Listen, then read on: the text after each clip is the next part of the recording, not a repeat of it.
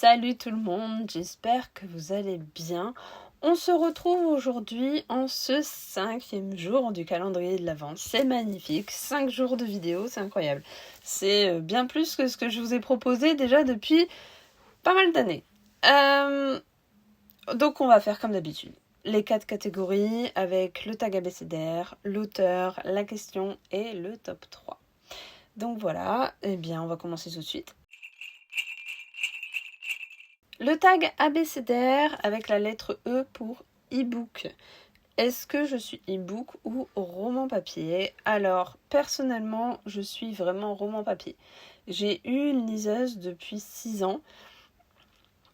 Alors, je dis que j'ai eu une liseuse parce que je l'ai encore, mais que je ne l'utilise jamais. Alors, c'est pas que c'est que je déteste lire sur liseuse, mais j'aime pas.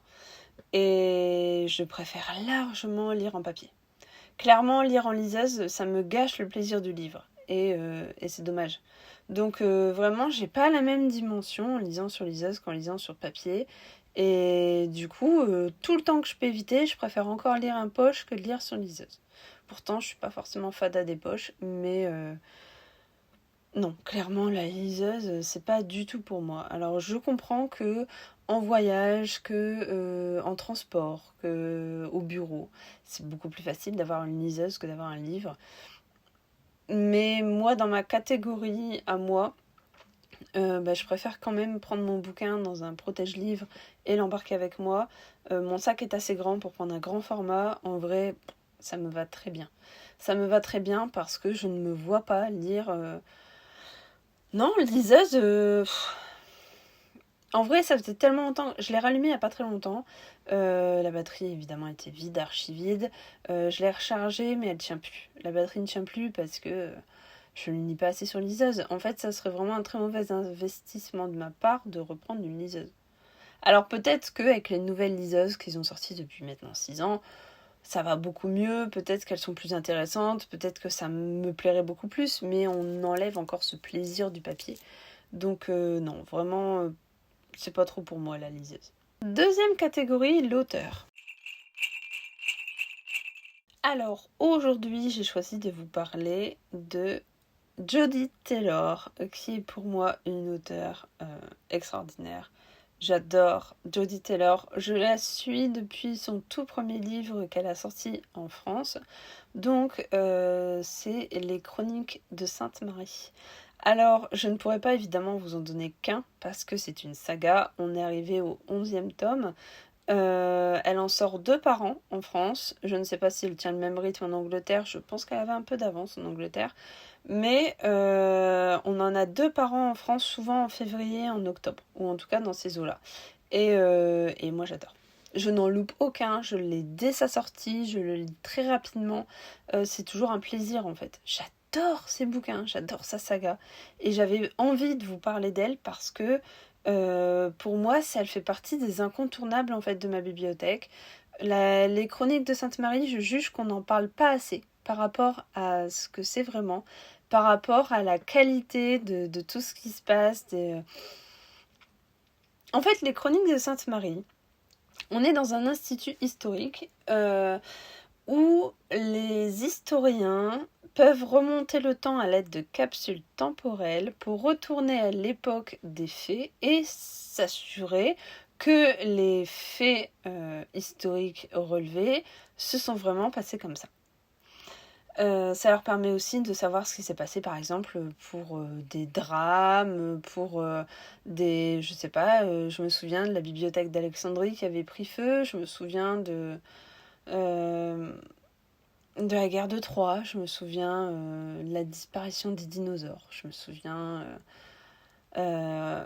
de... Qu'est-ce qu'ils nous ont fait aussi ?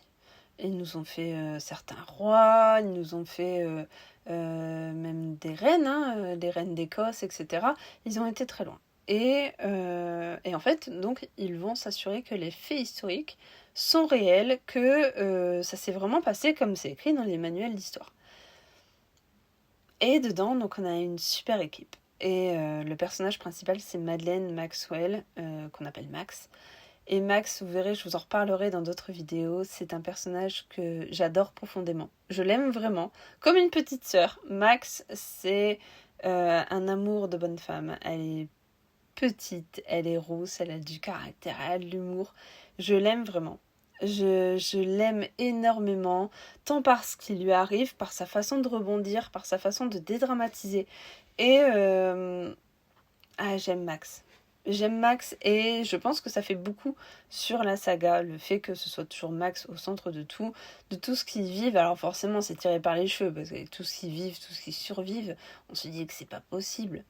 Mais non, Max est toujours là. Max, c'est cette femme qui est pleine d'énergie, qui n'a pas peur de dire non, qui n'a pas peur de rentrer dans le tas. Euh, c'est une femme qui est prête à tout pour protéger ses amis, pour protéger sa famille, pour protéger ses collègues. Et c'est une femme qui... C'est un rayon de soleil. Vraiment, Max, dans un livre, mais qu'est-ce que j'aime ce personnage! C'est un truc de dingue. J'adore être avec elle. J'adore la suivre dans ses aventures. Max est vraiment génial. Et, et donc, en fait, vous verrez, les Chroniques de Sainte-Marie, c'est vraiment... Alors, vous allez me dire, oui, évidemment, il y en a déjà 11. Évidemment que je vous conseille de commencer par le premier, parce que c'est la base de tout, si vous voulez comprendre ce qui se passe. Mais est-ce que ça serait pertinent d'en lire un au hasard ? Selon l'époque peut-être qu'ils vont traiter. Wow. Non, pas vraiment. Parce que je pense sincèrement qu'il y a une histoire des personnages qui reste importante. Le décès de certains, l'évolution de d'autres, les rapports, etc. Et en fait, sinon, quand elle va parler d'un personnage, je vais dire, attends, qui ? Je l'ai pas connu celui-là, qu'est-ce qu'il foutait là ? Et je trouve que c'est bien de les lire dans l'ordre. En plus, ça se lit tellement bien. Moi, je ris avec leurs histoires, je ris avec leurs conneries. Il y a des scientifiques dans cet institut qui sont complètement barrés. Il y a certaines personnes, certains personnages qui se lancent des pics, qui n'hésitent pas à se lancer des vannes. Et j'adore, vraiment, il y a une excellente ambiance à l'Institut Sainte-Marie. Et que j'aurais aimé étudier là-bas. Et voilà, c'est vraiment une saga que je vous conseille. C'est une auteure, moi, que j'adore vraiment. Sa façon de traiter l'histoire, on a l'impression d'être dedans. Elle simplifie vraiment les choses. On est vraiment avec eux dans un tout petit bout d'histoire. Et je trouve ça super. En vrai, ça fait partie de mes lectures favorites, les Chroniques de Sainte-Marie. Donc si vous ne connaissez pas, allez-y, foncez. En plus, on est sur des formats qui sont en semi-poche, semi-grand format en fait. On est vraiment sur un entre-deux, c'est des petits grands formats, mais ils font toujours à peu près 350-400 pages et ils sont autour d'une quinzaine d'euros. On est loin des 20-25 euros qu'on trouve actuellement pour des grands formats. Et je trouve que comme le prix se maintient vraiment bas, c'est vraiment je trouve que c'est vraiment sympa, c'est une bonne chose. Et je pense que c'est le genre de truc à soutenir vraiment parce que... évidemment qu'on n'y peut rien, qu'il y a l'augmentation des prix, etc. On va pas débattre là-dessus. Mais je trouve que des livres de cette qualité, de cette densité, parce qu'il se passe quand même plein de choses dans leurs histoires, et qui restent autour de 15 euros pour quand même un confort de lecture vraiment très agréable, ça vaut le coup. Moi je dis que ça vaut le coup de tenter, ça vaut le coup de se laisser séduire. Alors allez-y, foncez et venez m'en redire des nouvelles en commentaire. Catégorie 3, la question. Alors, la question du jour, c'est qu'est-ce que les livres ont changé dans ta vie ? Alors, en soi, les livres n'ont pas changé grand-chose dans ma vie, dans le sens où j'ai grandi avec. J'ai toujours grandi avec des livres, j'ai toujours grandi avec la lecture. Donc en soi, ça n'a pas changé quelque chose. Je me suis pas mis à la lecture à 20 ans ou à 25 ans et que là, ça aurait complètement bouleversé ma vie.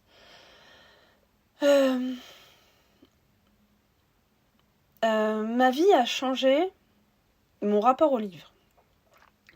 Quand, j'ai une vie, on va dire somme toute assez classique. J'ai rien fait d'extraordinaire dans ma vie non plus. Et quand on a emménagé ici avec mon ex-mari, c'était il y a 7 ans. Et il y a 7 ans, j'ai eu envie, je sais pas, une nouvelle maison, nouveau départ, j'ai eu envie de partager en fait un avis de lecture d'un livre sur internet. Sur Facebook, j'avais envie de partager ça et le problème c'est que personne autour de moi ne lisait à part ma mère et elle lisait pas forcément ce que moi je lisais. Et du coup, ben j'ai eu cette envie de partager et je me suis fait la remarque que c'était dommage d'ailleurs qu'on pouvait pas trouver des groupes et c'est là que j'ai atterri complètement en allant chercher sur Facebook en me disant putain mais en fait des groupes Facebook pour discuter de lecture mais ça existe déjà quoi, depuis longtemps je suis passée à côté. Je me suis donc inscrite sur un groupe Facebook, de mémoire à l'époque c'était les Mordus de Thriller et une des premières publications que j'ai vu passer c'était une vidéo de Séverine Lanté de Il est bien ce livre. Alors, je parle toujours d'elle, hein. Mais oui, c'est vraiment celle qui m'a lancée là-dedans parce que j'ai adoré l'idée. Je me suis dit, mais c'est trop cool en fait de pouvoir faire des vidéos pour parler de nos avis. Et elle avait un blog aussi à l'époque et du coup je me suis dit, mais en fait c'est exactement ça. J'ai besoin de parler de mes lectures, j'ai besoin de parler de mes envies. J'ai toujours été une trouillarde au niveau des achats. C'est comme au niveau des restaurants. En vrai, dans un restaurant, je vais toujours prendre un steak frites parce que j'ai terriblement peur de payer un plat et de pas aimer. Ah, c'est pas un côté radin, loin de là, hein, parce que je suis pas du tout radine, au contraire, je suis quelqu'un de très généreux, mais j'ai toujours cette peur de payer et de ne pas aimer. Donc je me contente d'un truc que je sais que j'aime. Et en lecture, j'étais pareil avant la création de la chaîne et avant la création du blog. C'est-à-dire que je lisais et que je relisais plein de fois les mêmes bouquins. Donc les Harry Potter, je les ai lus plein de fois. Pareil pour les Tillier. Pareil pour les Dan Brown. Les Chatham. Qu'est-ce que j'avais d'autre? J'en avais pas tant que ça en fait. Hein. Après, c'était beaucoup de lectures un peu young adulte. Donc j'avais les Divergentes, j'avais les Hunger Games, j'avais Narnia, j'avais des Percy Jackson, enfin tous ces trucs-là en fait. Et j'avais toujours peur d'aller au magasin, d'acheter un livre et de me dire mais et si t'aimes pas, alors ça me faisait chier et en même temps on était en pleine cambrousse. Donc pour trouver une bibliothèque, c'était une galère pas possible. Et du coup, cette ouverture en fait sur le monde du livre, voir des avis d'autres personnes que je ne connais pas du tout, dire ah bah ce livre-là j'ai bien aimé ci, j'ai bien aimé ça, avoir des vidéos qui disaient bah moi j'ai lu ce livre, vraiment c'était super, c'était une claque, un slip sur la tête et vraiment mais j'étais emballée par ce monde. Et c'est là que ça m'a décidé, je me suis dit mais moi aussi je veux faire ça, moi aussi je veux donner mon avis, même si je sais que je ne suis pas parole d'évangile, je trouve que c'est super cool en fait de pouvoir donner son avis, de pouvoir... En fait, pour moi la lecture c'est quelque chose de très solitaire. Quand on lit, on aime être tout seul, ou à la rigueur à côté de quelqu'un d'autre qui est très calme et qui ne va pas nous parler pendant qu'on lit. La lecture, c'est quelque chose de solitaire, mais pour moi, la lecture, ça amène à un partage, ça amène à une discussion, ça amène à avoir envie de donner son avis. Donc ça, la lecture, à beau être une activité solitaire, amène à un minimum de sociabilité, à un minimum de conversation avec d'autres personnes.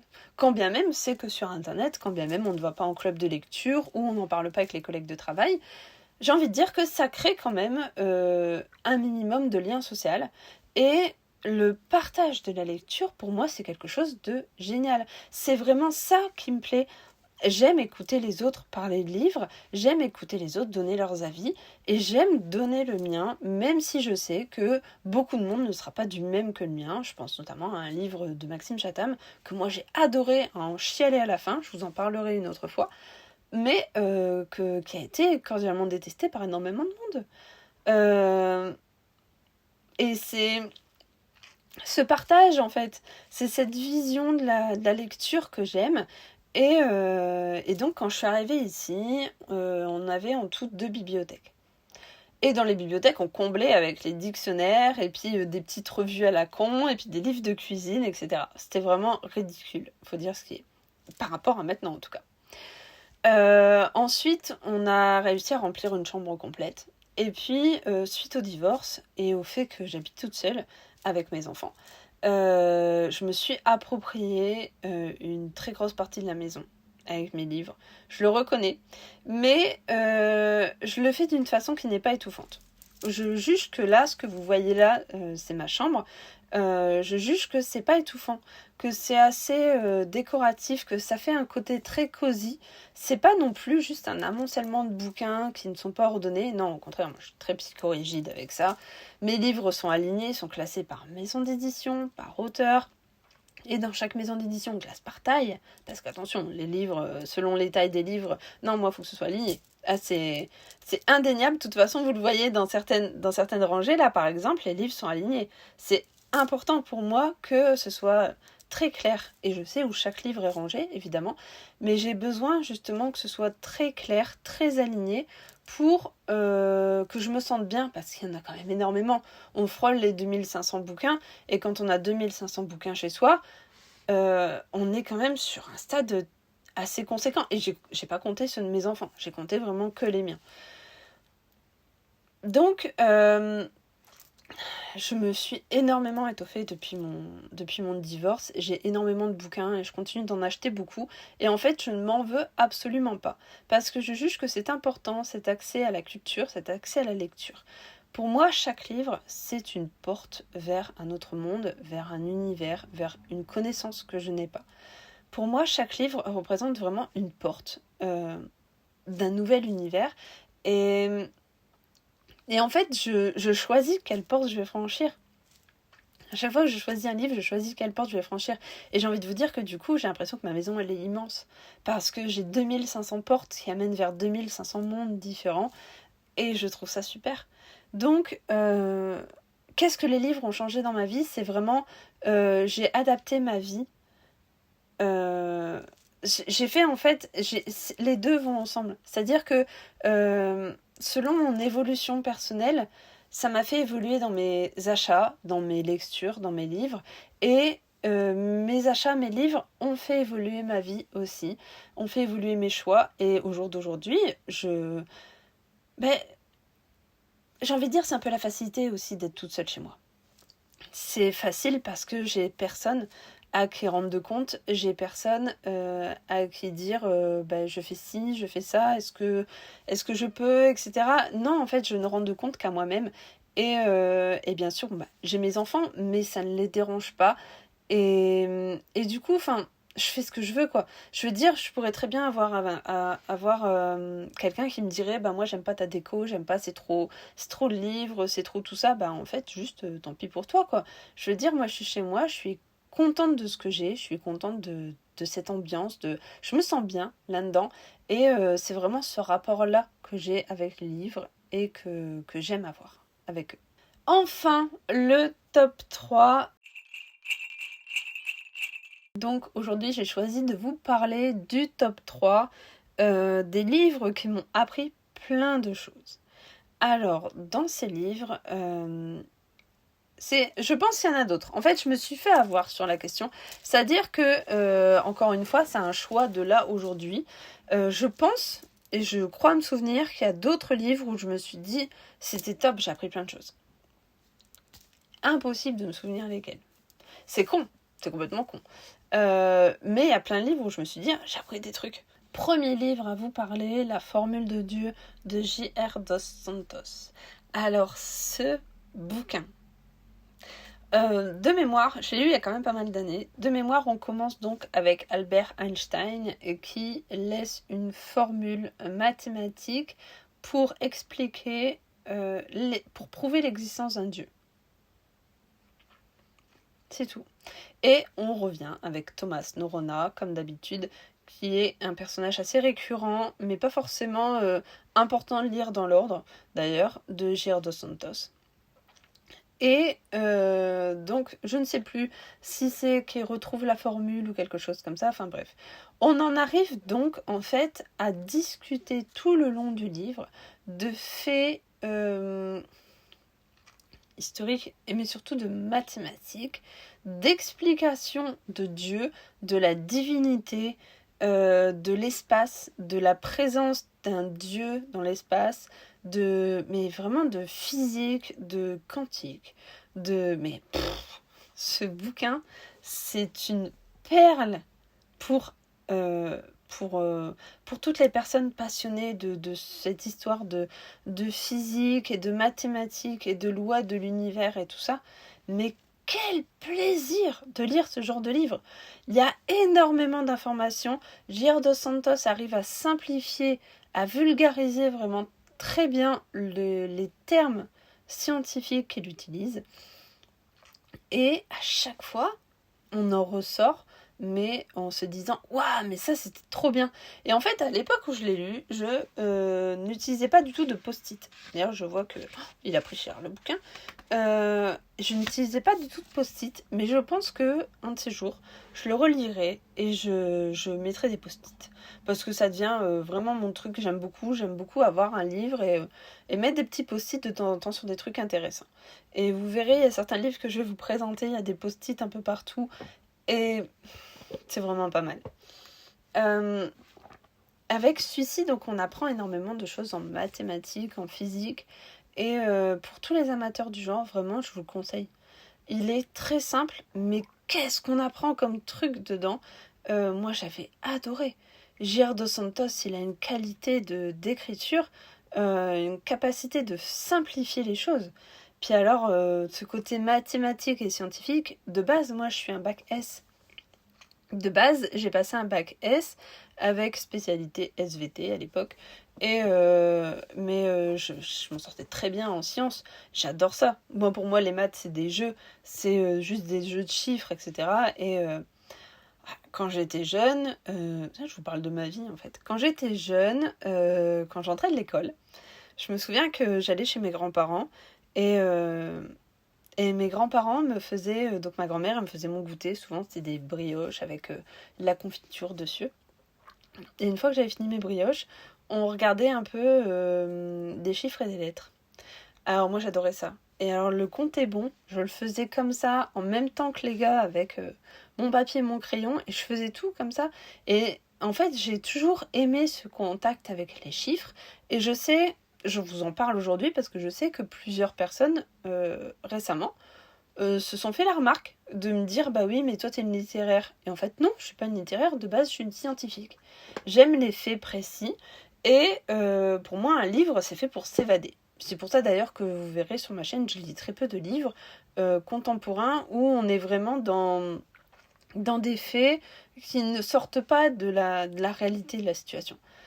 C'est très très rare que je reste dans des livres qui parlent de divorce, de séparation, de garde d'enfants, de... Tout ça, c'est pas mon truc. Moi, je suis vraiment plus dans les enquêtes, dans le fictionnel. J'ai besoin de fiction dans un livre. Et donc, de base, moi, je suis une scientifique. Tout ça de blabla pour pas grand-chose, chacha. Pour vous dire qu'en fait, du coup, moi, la formule de Dieu, mais j'ai juste pris mon pied, en fait. Le fait de nous parler de formules mathématiques pendant une bonne partie du bouquin, d'expliquer en quoi la divinité... qu'est-ce que la divinité pour Einstein? Mais c'était génial! C'était génial. Cette dimension complète autour de la divinité et du rapport aux maths, mais c'était extraordinaire. En vrai, je vous le conseille, ça ouvre les chakras, ça ouvre les yeux sur pas mal de choses, ça ouvre l'esprit. Et ça pique à la curiosité, parce qu'il y a plein de trucs que moi, du coup, j'avais été rechercher sur Internet pour essayer de comprendre un peu plus. Et vraiment, je suis hyper séduite. Moi, J.R. Dos Santos, c'est un auteur que j'adore lire. Vraiment, je trouve qu'il est qualitatif dans ce qu'il écrit. Deuxième livre à vous présenter, oui, toujours J.R. Dos Santos, je suis désolée. Premier, le troisième, c'est pas celui-là. Avec Signe de vie, on a une formule mathématique en fait qui est constamment envoyée dans l'univers depuis des années, et on n'a pas de réponse. Et en fait, là d'un coup, on reçoit une réponse à cette formule mathématique. Et du coup, ils captent une forme de vie sur une météorite qui approche de la Terre. Et donc, ce qu'ils veulent, c'est envoyer une équipe dans l'espace pour intercepter cette forme de vie et essayer de comprendre qui c'est, pourquoi, est-ce qu'ils sont plus intelligents que nous, etc. Et donc dans cette équipe, on va demander à Thomas Norona, qui est donc le personnage récurrent de J.R. Dos Santos, de venir s'imprégner de tout ça, de venir discuter, de venir enquêter, de s'intéresser à toute cette histoire. Et donc, signe de vie, alors, vous attendez pas à partir dans l'espace tout de suite. Hein. On part dans l'espace, on va dire à peu près entre la moitié et les 2/3 du bouquin. Hein. On a bien un bon 2/3 du bouquin où on est sur Terre, dans une salle, à discuter de tout, de pourquoi, de comment c'est possible, des capacités, des possibilités. Est-ce que c'est une forme de vie intelligente? Est-ce que c'est une forme de vie qui serait néfaste pour la planète? Est-ce qu'ils vont être gentils? Est-ce que ils sont plus développés? Est-ce que c'est une forme de vie éteinte? Est-ce que... Enfin, en fait, on se pose plein de questions et J.R. Dos Santos apporte des réponses tout en nous faisant réfléchir en même temps à notre point de vue à nous, en nous disant, en fait, non, on ne devrait pas y aller, ou oui, on devrait y aller, ah, mais les Russes, ils ont prévu d'y aller aussi, comment on va faire? Et en fait, on se pose plein de questions, et ils nous donnent des réponses, ils nous donnent des faits. Et c'est ça que j'aime avec J.R. Dos Santos, c'est que les faits qu'il nous donne sont scientifiquement prouvés. C'est-à-dire qu'il ne va pas nous pondre un chiffre au hasard juste pour faire bien dans son bouquin. Il a vraiment été chercher l'info, il a vraiment creusé au maximum, et je pense que c'est le genre d'auteur qui doit être super intéressant à rencontrer. Parce qu'il doit avoir une culture générale incroyable. Ça me fait beaucoup penser par exemple à Mathias Coping. Alors vous allez me dire, Mathias Coping, dans ses bouquins, on n'est pas du tout sur ce genre d'histoire, attention. Mais quand on discute avec Mathias, on a vraiment cette sensation que c'est quelqu'un qui a une connaissance, une culture générale incroyable. Et je vous invite d'ailleurs à le rencontrer en salon. Et vraiment, mais il a une culture générale incroyable et j'adore discuter avec lui. Bref, tout ça pour dire que signe de vie, c'est quand même quelque chose de très poussé. Alors moi j'ai aimé la façon dont ils ont parlé déjà de l'univers, de la création de l'univers, des autres planètes, de la possibilité de vie sur d'autres planètes, de la possibilité de ce que ça peut être, cette forme de vie qui nous répond. Et en fait, après, quand on est dans l'action, quand on est dans la station spatiale, enfin en tout cas station spatiale ou dans la fusée, en tout cas qui part vers l'espace, on est vraiment plus dans l'action. Et là, tout ce qu'il a dit avant, on se le remémore et on se dit alors attention, est-ce que... En fait, on est en alerte par rapport au fait de cette vie extraterrestre et on se demande alors est-ce qu'ils vont être gentils, est-ce qu'ils vont être méchants, qu'est-ce qui va se passer? Et ça, je l'ai pas vu venir. En vrai, ce qui se passe dedans avec cette forme de vie, je me suis pas posé la question. Moi, à aucun moment, je me suis dit oh ouais, ça va se passer comme ça, j'en suis sûre. Non, pas du tout. Vraiment, j'ai trouvé ça super intéressant parce qu'en fait, il nous endort, on va dire. Attention, c'est pas du tout c'est pas du tout nul au point de nous endormir. Hein. Mais il nous endort un peu dans la première partie en nous donnant des faits sans bouger, en étant vraiment statique dans les mouvements des personnages. Et là, d'un coup, il nous propulse dans l'espace et on se rappelle de tout ce qui a été dit, comme si on avait fait partie de cette discussion. Et d'un coup, il se passe plein de choses. Et là, en fait, on s'y attend pas. Et ça, moi, j'ai beaucoup aimé. Alors attention, hein, c'est un très gros pavé, on est sur quasiment du 700 pages. C'est quand même très dense au niveau de l'histoire. Mais alors les informations sont super. Ça pareil, c'est le genre de livre que je relirai avec plaisir, à mettre des post-it un peu partout, là où je vais trouver des trucs intéressants. Parce que c'est toujours super intéressant. Vraiment. Moi je vous conseille celui-ci aussi. Si vous êtes un peu curieux de l'espace et tout ça, on se retrouve vraiment avec la formule de Dieu, on se retrouve vraiment sur les deux thématiques et ça moi j'adore. Vraiment, je vous le conseille.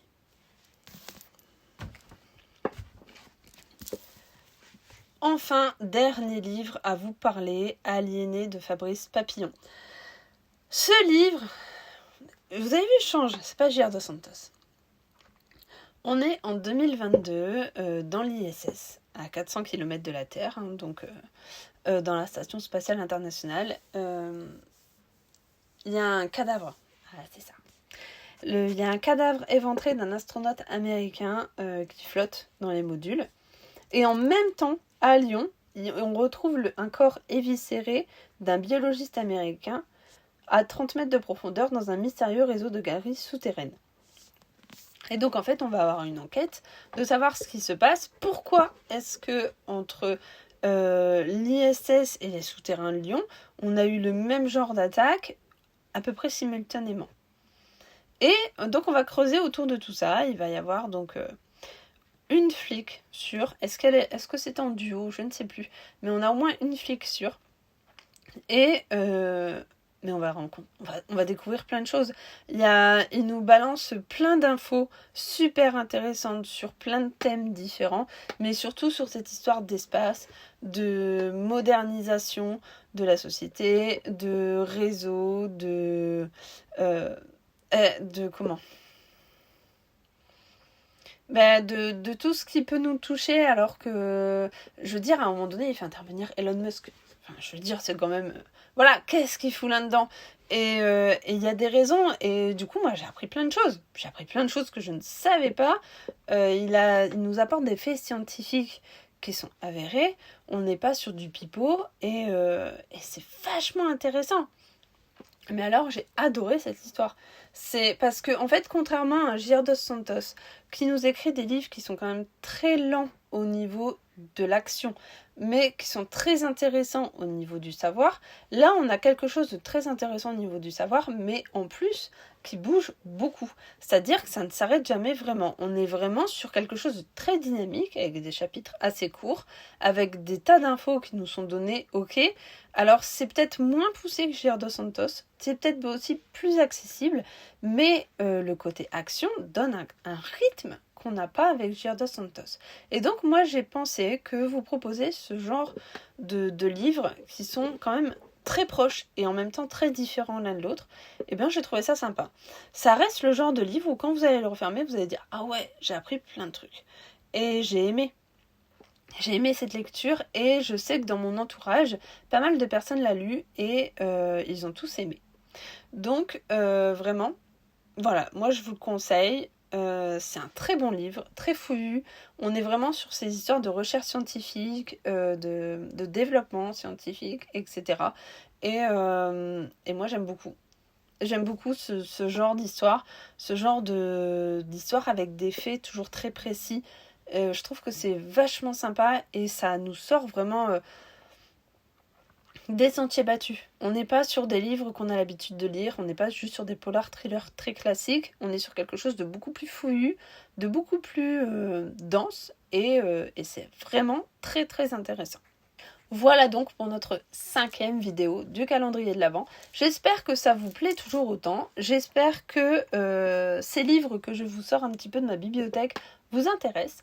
Et écoutez, je vous fais plein de gros bisous et je vous dis à demain sur la chaîne pour une nouvelle vidéo. Bye bye. Adieu, Sassenard.